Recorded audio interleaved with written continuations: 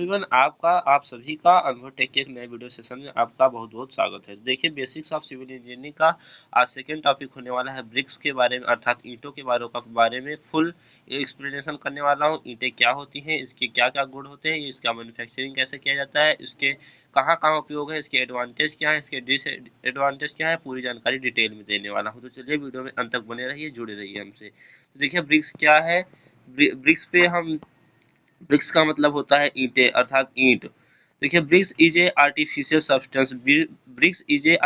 Substance, अर्थात इसका मतलब होता है ब्रिक्स एक कृत्रिम पदार्थ है विच मेड्स बाय स्पेसिफिक सॉइल, जो कि विशेष प्रकार की मिट्टी से बनाया जाता है। सॉइल को सांचे में भरकर सुखाकर भट्ठों में पकाकर ईंटें बनाई जाती हैं। तो जैसा कि हमने बता दी, ईंटें बनाई जाती हैं। ब्रिक्स का यूज दीवार की न्यू फाउंडेशन, छत तथा फर्श बनाने में किया जाता है। ईंट काफी दृढ़ व टिकाऊ होती हैं, कठोर भी होती हैं। समान आकार होने के कारण इनके कणों की बॉन्डिंग बहुत अच्छी होती है। इनके आकार जो है, इसका साइज जो है एक समान होने के कारण इनकी बॉन्डिंग बहुत अच्छी होती है। तो ईंट का मानक आकार, स्टैंडर्ड साइज जो होता है वो 9 सेंटीमीटर होता है। मोटाई के साथ इसका आकार 20x10x10 सेंटीमीटर हो जाता है। तो चलिए प्रॉपर्टीज ऑफ ब्रिक्स की बात करते हैं। इसकी सरफेस समान और कोने पर तीखे होने चाहिए, जो कि इसकी पहली प्रॉपर्टी है। ईंटों के चारों तरफ एक स्थान समान रंग वाली होनी चाहिए। ईंटें चारों तरफ से एक समान रंग की होनी चाहिए। तो चलिए दिखाते हैं। ईंटों में दरारों तथा सिकुड़न से मुक्त होनी चाहिए। ईंटों में किसी प्रकार की दरार नहीं होनी चाहिए। ईंटों की स्ट्रेंथ अधिक होनी चाहिए। ईंटों को खुरचने पर किसी भी प्रकार का निशान या दरार किसी प्रकार का नहीं पड़ना चाहिए। दो ईंटों को आपस में टकराने से धात्विक ध्वनि उत्पन्न होनी चाहिए, जो इसकी छठी प्रॉपर्टी है। सातवीं प्रॉपर्टी देखते हैं हम ईंट की। 24 घंटे पानी में भिगोए रखने पर अपने भार का 15% पानी नहीं सोखना चाहिए। और जिसकी आठवीं प्रॉपर्टी है, 1.5 मीटर की ऊंचाई से छोड़ने पर ईंटों को अगर हम इसको 1.5 मीटर, किसी भी ईंट को 1.5 मीटर ऊंचाई से छोड़ते हैं नीचे की ओर, तो वह टूटना नहीं चाहिए। इसके यूजेस कहाँ कहाँ पर है, कहाँ कहाँ प्रयोग किया जाता है। तो देखिए, ईंटों के यूजेस के बारे में बात करते हैं तो इसका यूज भवन निर्माण में, फर्श निर्माण में, सड़क में, नाले, छत इत्यादि में, ईंट की गिट्टी बनाने में, चूना कंक्रीट बनाने में इसका उपयोग किया जाता है। देखिए, ईंट के निर्माण में कौन कौन से मृदा घटक अर्थात सॉइल सब्सटेंस पाए जाते हैं, कौन कौन से मिट्टी के पदार्थ पाए जाते हैं। तो देखिए, कौन कौन से पदार्थ होते हैं। इसका जो ट्रिक है वो है SSC LIM। तो SSC मतलब यस मतलब सिलिका 30 से 35% होता है, और जो सिल्ट है आपका वो आपका 20 से 35%। क्ले जो है आपका वो आपका देख सकते हैं आप देख सकते हैं, और 20 से 30% है। लाइम जो है आपका 2 से 5% है। आयरन ऑक्साइड जो होता है, आयरन ऑक्साइड देख सकते हैं 3 से 5%। मैग्नीज जो होता है 1% पाया जाता है। देखिए, मुख्य घटक सिलिका की मात्रा सबसे अच्छी होती है। सिलिका का काम क्या होता है देख सकते हैं। सिलिका का प्रमुख घटक बालू है। सिलिका बालू को ही कहा जाता है, इसका प्रमुख घटक बालू ही है। ये ईंटों को सिकुड़ने व दरारों पड़ने से न पड़ने देती है, अर्थात रोकती है पड़ने से, और ईंटों को फटने भी नहीं देती है। यह उच्च ताप पर पिघलती है। गुण इसकी क्या क्या है, सामर्थ्य अधिक होती है सिलिका की, सिकुड़न कम होती है, जैसा कि हमने एरो लगा के दिखा चुका है। पानी से सोखने से रोकती है। जिसके हानि क्या क्या है, अधिक होने पर सुगठिता घट जाती है, भंगुरता बढ़ जाती है, कम ऊंचाई से गिराने पर टूट सकती है। देखिए, सिल्ट के उपस्थिति से क्या क्या फायदे होते हैं। बालू तथा मिट्टी के बीच कणों को सिल्ट कहते हैं। जो बालू और मिट्टी के कण होते हैं उसकी जो मिडिल का जो कण पाए जाते हैं उन्हें सिल्ट कहा जाता है। ये मिट्टी व बालू को जोड़ने का कार्य करती हैं तथा सूर्य की रोशनी में चमकदार होती है, चमकती हैं। एल्यूमिना जो होता है आपका ईंटों को मजबूत और टिकाऊ बनाता है। जो इसमें लाइम पाया जाता है वो आपका 2 से 5% गालक का कार्य करता है। ये महीन कण के रूप में ईंटों में बांधे रखता है। आयरन ऑक्साइड जो है पाया जाता है। आयरन ऑक्साइड, कलर चेंज कर लेते हैं हम अपना। तो देखिए, आयरन ऑक्साइड जो है ईंटों को लाल रंग प्रदान करता है तथा अधिकता होने पर ईंटों को नीला बना देता है। तो ये भी प्रॉपर्टी हो गई इसकी। यहाँ पे मैग्नीशिया का क्या कार्य है, इसकी मात्रा अत्यंत कम 1% होती है। यह ईंटों को पीला अथवा काला बना देता है। इसकी मात्रा कम से कम होनी चाहिए, नहीं तो ईंटें आपकी खराब होने लगती है। ईंट उत्पादन हेतु स्थल का चयन, आपको ऐसे स्थल का चयन करना चाहिए जहाँ पे पर्याप्त मृदा भंडार हो, अर्थात मिट्टी की कभी किसी भी प्रकार की कमी ना हो।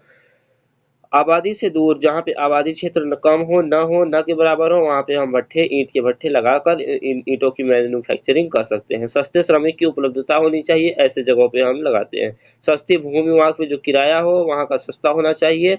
पानी की उपलब्धि अधिक मात्रा में होनी चाहिए।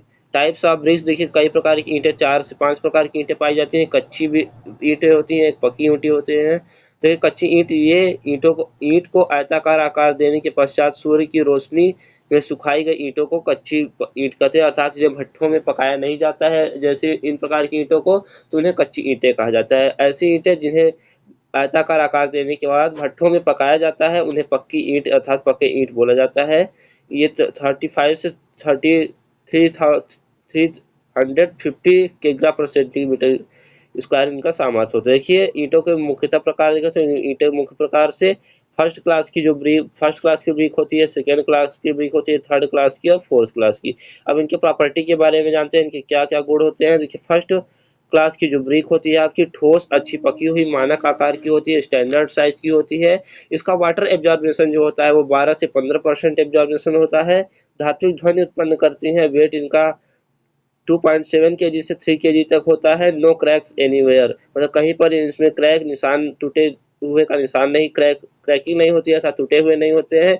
1.5 मीटर ऊपर से छोड़ने पर टूटती नहीं है। संपीड़न सामर्थ्य, कंप्रेसिबिलिटी पावर जो होती है इसका 105 किग्रा पर सेंटीमीटर स्क्वायर से कम नहीं होनी चाहिए। सेकेंड क्लास ब्रिक जो होती है same as first class brick, परंतु इसमें कुछ कमियां पाई जाती हैं। अगर इसमें कुछ कमियां ना हो तो ये as a first class brick की तरह ही कार्य करता है। नॉट शेप एज, इनके आकार थोड़ा फिक्स नहीं होते, थोड़े कम फिक्स होते हैं। कहीं पे टूटा हुआ भाग आपको दिख सकता है ईंटों में। संपीड़न सामर्थ्य 70 से 80 किग्रा पर सेंटीमीटर स्क्वायर ही होता है, जबकि फर्स्ट क्लास ब्रिक का हमने आपको बताया था 105 सेंटीमीटर किग्रा पर सेंटीमीटर स्क्वायर होता है। उसका वाटर एब्जॉर्बेशन 12 से 15% था, इसका वाटर एब्जॉर्बेशन अधिक है, 16 से 20% है। 24 घंटे के लिए जल में डुबेने पर 1/4 भाग पानी में सोखना चाहिए। जहां प्लास्टर करनी जरूरी होता है वहां पर सेकेंड क्लास की ब्रिक्स उपयोग की जाती हैं। चलिए थर्ड क्लास की ब्रिक की बात करते हैं। थर्ड क्लास की ब्रिक क्या होती है। देखिए यह सतह खुरदरी होती है, इसकी सतह, इनका रंग पीला होता है, ये पीले रंग की पाई जाती है। नाखून से खुरचने पर इसमें निशान पड़ जाते हैं। संपीड़न सामर्थ्य अत्यंत कम होता है, 25% इसका वाटर एब्जॉर्बेशन हम बता दें आपको। 12 से 15% फर्स्ट क्लास का वाटर एब्जॉर्बेशन, ये आप लोग याद रखिएगा। और सेकंड क्लास का 16 से 20% और 25% वाटर एब्जॉर्बेशन जो होता है वो आपका थर्ड क्लास ब्रिक का होता है। जो ये फोर्थ क्लास ब्रिक के बारे में देखते हैं क्या है। ये ज़्यादा पक जाने के कारण इनका आकार टेढ़ा मेढ़ा हो जाता है। आपने अपने जनरली लाइफ में देखा भी हुआ होगा। अधिक ताप के कारण साइज नॉट फिक्स, इनकी साइज नहीं फिक्स होती है।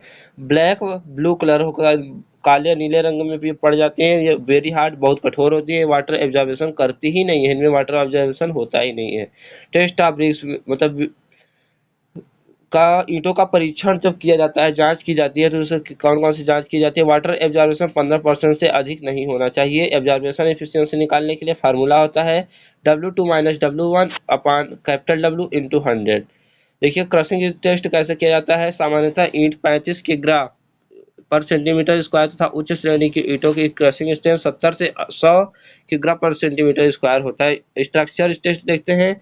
ईंटों को बीच से तोड़कर संरचना देखते हैं। संरचना समान और ठोस होनी चाहिए, उसमें छोटे छोटे रंध्र नहीं दिखने चाहिए। टफनेस टेस्ट की बात करते हैं हम, तो ईंटों को 1 मीटर ऊंचाई से छोड़ने पर उनके टफनेस क्वालिटी पता की जाती है। हार्डनेस टेस्ट की बात करते हैं तो देखिए साउंड टेस्ट, रिंग साउंड होना चाहिए, डल साउंड नहीं होना चाहिए।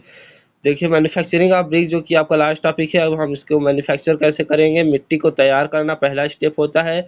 ईंटों को पाथने के लिए सही सस्ते श्रमिक की व्यवस्था करना। ईंटों की ढलाई करना। ईंटों को उसके बाद सुखाया जाता है। ईंटों को भट्टे में पकाया जाता है। प्रिपेयरिंग ऑफ सॉइल, मिट्टी कैसे तैयार की जाती है ईंटों के लिए। देखिए मिट्टी को खोदा जाता है, फिर उसका अवक्षेपण किया जाता है, उसको मिक्सिंग की जाती है, फिर उसे खूना जाता है अर्थात मिलाया जाता है, जिसे आपको जनरली बात सानना कहते हैं। फिर उसके बाद ईंटों की पथाई की जाती है। हाथों से पाथते हैं, मशीन से पाथते हैं। पाथने की 2 प्रक्रिया है, हाथ से भी किया जाता है, उसका जो फिनिशिंग होता है वो सही नहीं होता है। मशीन से जो पथाई होती है उसकी फिनिशिंग 1 नंबर की होती है। तो हर जगहों पर अलग अलग प्रकार की था। ईंटों के बारे में कुछ डिस्कशन था। तो मिलते हैं आपसे नेक्स्ट वीडियो में, तब तक के लिए जुड़े रहिए, धन्यवाद।